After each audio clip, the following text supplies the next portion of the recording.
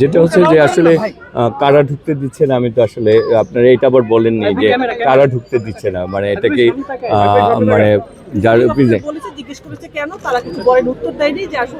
হ্যাঁ, তাহলে ওনার উত্তর দিতে পারবে যদি ওনারা কোনো। হ্যাঁ, ব্যাপারটা হচ্ছে যে আমি তো আসলে জানি না।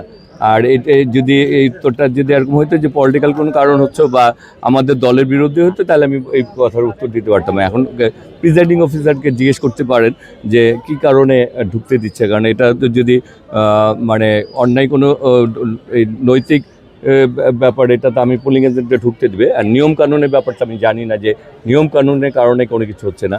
আমি তো সকাল থেকে ঘুরছি সব জায়গায়, যারা যে বিভিন্ন কেন্দ্র ওনাদের পুলিং এজেন্ট দেখেছি। তা আমি এই তো চাবই, আমি চাই যে সবার উপস্থিতি থাকুক, সব পুলিং এজেন্ট, সব প্রার্থীর পুলিং এজেন্ট থাকবে, সবার উপস্থিতি একটা সুন্দর পরিবেশে হবে এবং ভোটাররা নির্বিঘ্নে তাদের ভোট প্রয়োগ করতে পারবে। কারণ হচ্ছে আমরা আসলে দীর্ঘ প্রায় 3টি নির্বাচনে আমাদের ভোটাররা ভোট দিতে পারেনি। সে কারণে আমি চাই সবার অংশগ্রহণে একটু সুন্দর নির্বাচন হবে, সবার থাকবে।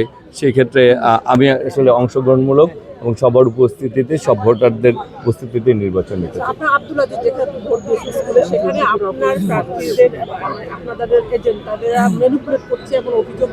হোয়াইট প্লাস প্রো সেনসিটিভ স্কয়ারের মাঠের বাইরেও তো আমরা এভাবে দেশপ্রেম দেখাতে পারি।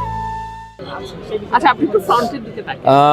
আমি আসলে এই ব্যাপারে আসলে যাই, কারণ আমি তো এরকম কোনো অভিযোগ এখন পর্যন্ত পাইনি।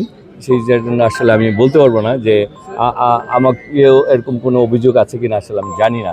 কারণ আপনারা নিজেরাও যেতে হচ্ছে যে আপনারা যেহেতু অভিযোগ পেয়েছেন, আমার মনে হয় নিজেরা আপনার এই ব্যাপারে যে সকল দায়িত্বশীল যারা রয়েছে নির্বাচন কমিশনের, তাদের সাথে আপনারা জিজ্ঞেস করে দেখতে পারেন, অথবা নিজেরাও আপনারা যে দেখতে পারেন যে ব্যাপারটা কি আসলে। যদি আপনারা তো মানে শুরু থেকে আমরা দেখেছিলাম, প্রচারণা শুরু থেকে যে সৌহার্দ্য সম্প্রীতি বা এখনো আছে।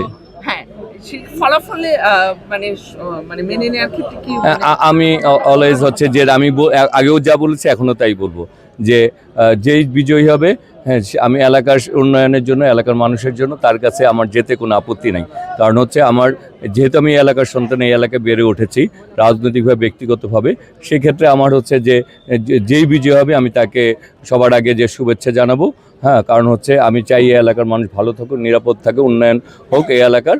সেই জন্য যেই বিজয় হবে আমি তাকেই শুভেচ্ছা জানাবো এবং তার কাছে এলাকার উন্নয়নের ব্যাপারে আমার যেতে কোনো দ্বিধা নাই। এটা এখন আসলে আমরা প্রচারণা চালিয়েছি, আমরা সবার কাছে গিয়েছি, আমাদের বক্তব্য রেখেছি। এখন এটা ভোটাররা নির্ধারণ করবে যে সে কাকে বেছে নেবে।